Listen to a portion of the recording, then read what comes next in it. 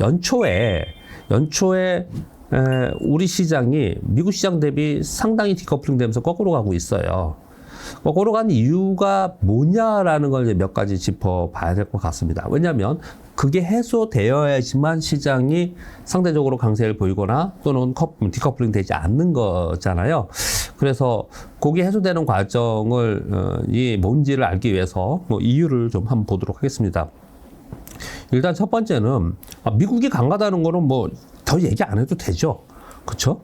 미국은 먼저 그부터 좀 말씀을 좀 드리면 S&P 500은 역사 신고 지수에 지금 이제 거의 다 임박해 있고 나스닥도 그렇고요. 근데 이렇게 간 건 이유는 뭐냐? 종목 때문에 그렇다. 어떤 종목들 때문에 그러냐? 마이크로소프트나 애플은 빠졌다가 어제 3%나 올라왔고 AMD 역사적 신고 가격 근처에 가 있고 마이크론 테크놀로지도 지금 힘차게 올라오고 있는 그런 상황인 거고 뭐 대부분 뭐 브로드컴은 역사적 신고가고 이런 기술주 AI향 반도체 위주로 하드웨어 위주로 올라가고 있습니다. 그래서 이런 거 보면 우리 시장이 충분히 우리 시장은 IT 쪽이 시가총액 높은 종목들이 많잖아요. 뭐 삼성전자, SK하이닉스가 있으니 얘들이 얘네들하고 연동하면 우리는 지수는 지금보다 훨씬 더 위쪽에 있어야 되는데 우린 디커플링이 됐단 말이에요. 그 디커플링 된 이유에 대해서 몇 가지 말씀드려보면 첫 번째, 우리 한국은행 총재께서 지난번에 우리 금리 동결을 요번에 하면서 향후 6개월 동안은 금리 인하에 대해서 고려하고 있지 않다라는 쪽으로 얘기를 했어요. 미국 시장이나 전체적으로 보면은 금리 인하에 대한 기대감이 선반영되면서 움직이기 시작을 했거든요. 근데 우리는 그런 걸 아예 그냥 차단을 시켜버렸어요. 그런 부분들 때문에 금리 인하의 수혜주라고 얘기하는 쪽이 좀 올라가다가 다시 한번 내려오는 그런 현상이 나타났는데 이건 저변의 내용이고요. 이거는 아마도 변화되지 않을 것 같아요. 우리 시장에서 미국보다 우리가 먼저 금리 인하하지 않겠냐라는 채권 시장 그리고 증권사 내부의 보고서들에 굉장히 그런 기대감이 많이 있었습니다. 그걸 그냥 차단시켜 버린 거예요. 근데 그 기대감이 없어져 버린 겁니다. 근데 그것으로 인해서 우리 시장이 막 떨어지는 그런 부분은 아니잖아요. 아마도 한국은행은 미국의 금리 인하의 눈치를 보면서 직접적으로 그렇게 얘기를 하잖아요. 우리는 정부의 눈치보다는 연준의 눈치를 봐야 된다 얘기를 하고 있지 않습니까? 그러니까 연준의 움직임을 보고 나서 그 다음에 차후에 움직일 가능성이 있다라고 그냥 그건 정의가 됩니다. 두 번째, 미국은 지금 S&P 500의 전체 이번 4분기에 영업이익과 매출액의 YOY 증감률을 보면은 한 3%, 이 정도 수준뿐이 안 돼요. 그러니까 굉장히 높은 기대를 했다가 그렇지 못한 실망감이 있긴 합니다. 그런데 소위 그 매그니피센트라고 하는 그 메가세븐 있잖아요. 빅세븐. 이 주식들은 이번에 영업이익 증가율을 40% 이상으로 보는 해요. 전체적으로 평균적으로 봤을 때. 그러니까 당연히 이익이 많은 쪽으로 자금의 쏠림이 나타나고 이익이 많은 쪽에 주가가 훨씬 더 많이 올라가는 거잖아요.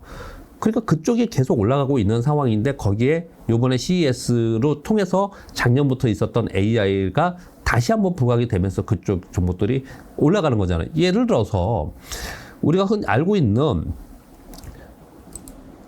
엔비디아만 보더라도 얘가 한번 주춤거렸잖아요. 엔비디아가 이런 거예요. AI 얘기하면서 작년 연초부터 얘기하면서 엔비디아가 쫙 올라왔잖아요. 근데 중간에 주춤거렸습니다. 야, 너무 많이 온 거 아니야? 야, 좀 매물 나와야지. 이랬단 말이에요. 근데 다시 힘을 받고 요 박스권을 돌파해서 올라간 건 왜 그랬냐? CS 되면서 또 다시 부각이 된 거예요. 이런 모멘텀이 생긴 거예요. 즉, 미래 성장에 대한, 미래 이익 성장에 대한 게 원래 존재해 있지만 그게 모멘텀이 되면서 부각이 되고 주가가 움직이는 시기가 따로따로 있잖아요. 이해하시죠? 예를 들어서 이런 얘기 하잖아요. 2차 전지 결국 갖고 있으면 올라갈 거야. 2차 전지 성장주야. 2차 전지 이익은 늘어날 거야. 그것 때문에 막 올라가다가 멈춰서 지금 많이 빠졌잖아요. 그러면 어느 순간에 나중에 되면 그게 또 먹히는 순간이 오겠죠. 시장에 호재가 먹히는 순간, 악재가 먹히는 순간들이 있는데 지금의 상황은 작년부터 있었던 AI 대한 것이 새롭게 더 부각이 되면서 지금 올라가고 있는 상황이다라고 보시면 좀 될 것 같아요. 자, 아무튼 얘들이 이렇게 오르고 있는데, 그리고 얘네들의 실적을 봤더니 오늘 우리 그나마 이렇게 많이 오르고 삼성전자도 오르는 이유가 어제 TSMC가 실적 발표했는데 예상보다 좋은 실적 발표를 했고 2024년 올해 전망을 굉장히 좋게 가이드라인을 내놨단 말이에요. 그래서 9%나 올랐어요.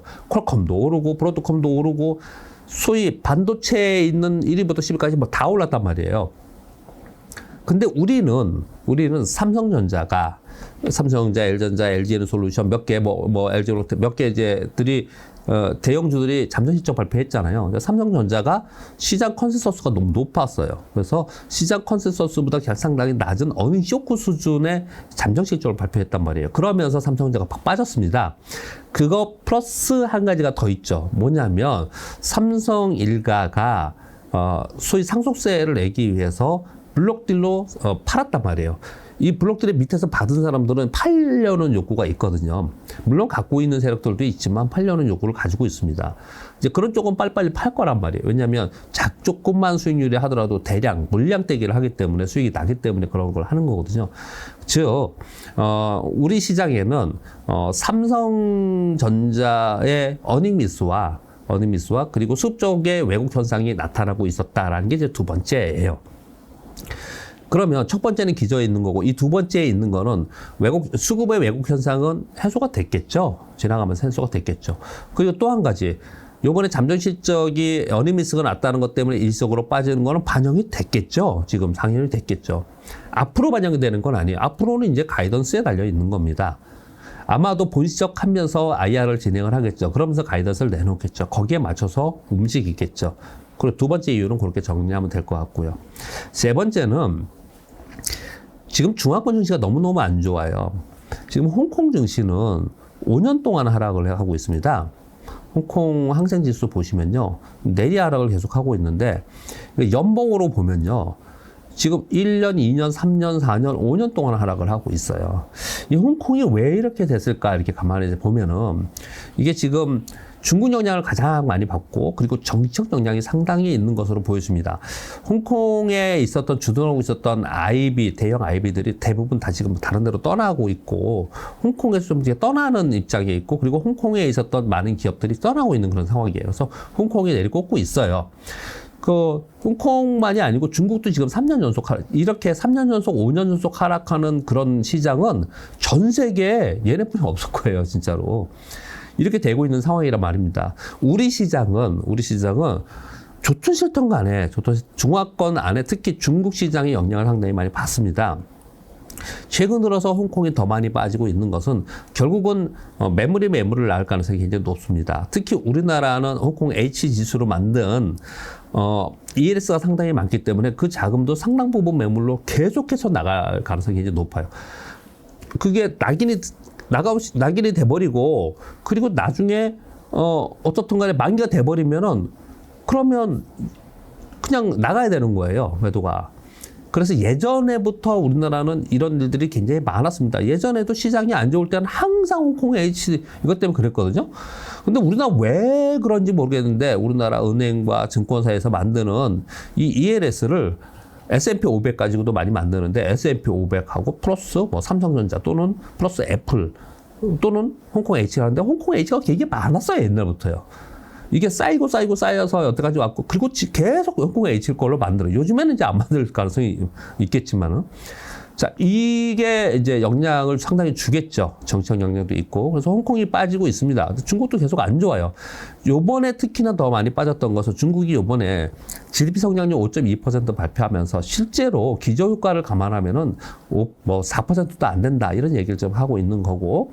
그런 가운데 올해 전망치도 굉장히 좋지 않은 암울한 쪽으로 얘기를 좀 하고 있는 상황입니다. 그러면 우리는 상당 부분 중국에서 좀 벗어나서 미국이나 다른 동남아로 수출이나 이런 걸 다변화했고 노력을 굉장히 많이 했습니다. 몇 년 전부터 한 거예요. 그렇게.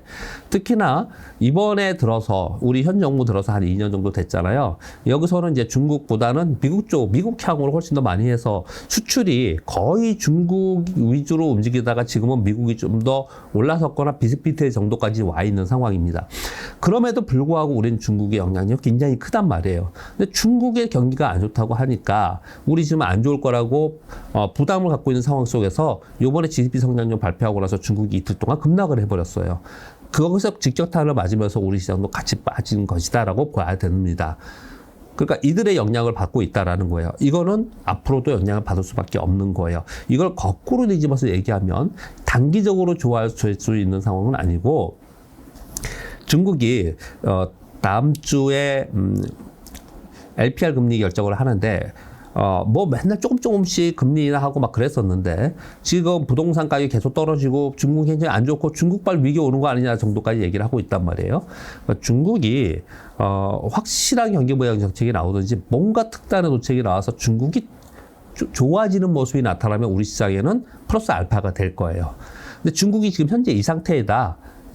그러면 우리나라 전체 기업이 상대적으로 우리 보세요. 화장품도 그렇죠. 반도체, 소부장도 그렇죠. 이거 중국 엄청나게 봤어요. 우리는 중국에 중간재를 많이 팔았단 말이에요. 이게 다 올스톱되어 있는 상태입니다. 그러다 보니까 올스톱이라고 표현하는 것은 제로는 아니지만 상당 부분 계속 둔화되고 있단 말이에요. 그러다 보니까 올해 계속 안 좋다고 하는 게 중국 향 안 좋다. 그리고 중간재에 있는 철강, 화학 이런 거 다 안 좋다. 이렇게 얘기를 좀 하잖아요. 이제 중국 경제 상당히 받는 거죠. 이건 향후의 이제 문제입니다. 향후의 문제. 단기적으로 해소될 문제는 아니라고 생각을 하고요. 그럼 이제 중국이 만약에 좋아지는 게 있다. 그러면 우리나라는 플러스 알파로 우리가 목표가 2,800이었다. 그러면 더 올라갈 수 있는 여력이 생기는 거죠. 중국이 굉장히 중요합니다. 그래서 중국의 정책이 뭐가 나오는가 봐야 되는데 연초에 요 영향을 받았다. 그렇게 보시는 거고요. 자, 그런데 올라가면 얼마나 올라가겠어요? 당장 뭐 다음 주에 삼성전자가 본시적 발표하는 것도 아니에요. 당장 어떤 호시적이 나오거나 그리거나 또는 뭐라고 표현할까요? 향후 가이던스가 뭐 당장 이벤트가 있는 게 아닙니다. 그러면 굉장히 소극적이겠죠. 저가 매수만 하려고 할 거고 또 빈집 들어가서 잠깐 단기 거래만 하려고 할 것이고 보통 그렇게 많이 기관들이 거래를 하잖아요. 그러면 그런 부분들이 들어오지 않는다라고 하면은 결국 시장에 반등은 하지만 그건 제한적일 수밖에 없다라고 보여지잖아요. 지금 3주 연속 하락했어요. 보시면 추세적으로 하락을 하다가 뭐 차트는 오늘 뭐 자세히 설명은 안 드릴게요. 그리고 뭐 추세적으로 항상 하다가 이 추세를 깨고 내려가니까 급락을 해버렸다가 또 이렇게 올라왔어요. 그래서 여기 왔잖아요. 만약에 일단 좋은 쪽을 얘기하면 여기서 지금 이게 2,650 정도 돼요. 얘를 다 이번 뭐 설 하던 2월까지 2월, 3월에 이걸 돌파한다. 그럼 시장 굉장히 세지는 거예요. 이걸 뭐라 그러죠? 커비드 핸들이라고 하죠. 미국은 커비드 핸들을 만들면서 가기 때문에 굉장히 셉니다라고 표현한 거 제가 기억나세요? 얘네들은 커비드 핸들을 만들면서 갑니다. 전형적인 윌리엄 오닐의 커비드 핸들을 이만큼이 컵이고 손잡이 만들고 이걸 터닝하고 가잖아요. 이게 굉장히 센 거거든요. 근데 우리 시장도 그랬으면 좋겠죠. 근데 이건 이제 나중 얘기고 지금은 이제 밑으로 빠지고 있는 거잖아요. 여기서 이 밑으로 빠질 때 이 상승이 있잖아요. 이 상승의 50% 라인을 깨고 내려가면서 밑으로 이렇게 내려가죠. 이거 커비드 핸들이라고 하지 않아요. 이 핸들은 되게 약한 핸들이고 이거는 깨져버립니다. 그래서 이게 굉장히 중요한 거고 이 3주 연속 하락한 부분들 그리고 지수 2,400포인트에서 정황상 우리 1월에 3주 동안의 하락은 미국 나스닥이 좋고 반도체 다 오르고 있고 그렇죠?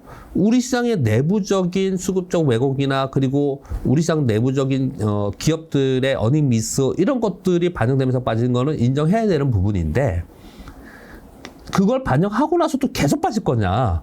그렇게 우리 시장이 그리고 우리 기업들의 이익이 전망치가 이거 깨고 내려가는 정도의 위기 상황까지 벌어지는 단기적인 없다. 그렇다면 반등을 바라보고 여기서 있어야 되지 않겠냐라는 거예요. 그래서 제가 어제 그저께 이제 제 주변의 선배들이나 친구들이나 이런 사람들이 이제 물어볼 거 아니에요. 카톡이 옵니다. 병창아, 전부 다 팔아야 되는 거 아니니? 뭐 이런 얘기를 하더라고요. 근데 그런 얘기를 할 때가 많이 빠진 거잖아요. 종목들을 보시면 지수는 이렇게 빠져 있지만 종목들을 보면 52주 신고가 나는 종목들이 많잖아요. 그만큼 많이 빠지고 있습니다. 우리가 맨날 센 종목만 쳐다보고 있어서 그렇지 약한 종목들 정말 많아요. 그러니까 체감적으로 굉장히 좋지 않은 게 분명히 맞습니다. 그래서 체감적으로 심리적으로는 야 이것이 다 팔고 나가야 되는 거 아니냐라고 생각이 들겠지만 정황이 그런 정황은 아니다라는 말씀 좀 드리려고 하는 거고요. 그래서 반등 시도를 하려고 하는데 제한적일 거다. 그래서 결국은 센 놈만 붙잡고 가야 되는 종목 장세로 계속 가야 된다. 이렇게 볼 수밖에 없는 상황인 것 같아요. 지금 이렇게 봅니다. 그런 장기적인 시황은 뭐 제가 중간중간 말씀드리니까 이렇게 정도 말씀을 좀 드리면서 단기적으로 이렇게 말씀을 드리고요. 당장 박스 치고 갈 건 아닌 것 같아요. 왜냐하면 우리 시기의 이벤트라는 게 있거든요. 뭐냐면 오늘이 1월 셋째 주지 않습니까? 그러면 다음 주가 넷째 주이고 마지막 주가 하나 더 있어요. 그리고 그 다음 주에 들어가면은 우리 설 연휴 전주가 돼버립니다. 우리 시장은 연휴 앞에 좋지 않다라는 거 여러분 다 아시잖아요. 그러면은 연휴를 앞둔 이벤트를 앞두고 우리 시장이 막 힘차게 뭔가 이벤트를 가지고 올라갈 수 있느냐? 그러지 좀 못하거든요. 그래서 상당히 제한적일 가능성이 있다. 그래서 개별 종목으로 각자 플레이로 갈 가능성이 있다라고 보는 거거든요. 그 부분에 대해서 더 개별 종목으로 봐야 되는 이유에 대해서 설명을 오늘 한번 드려보도록 하겠습니다.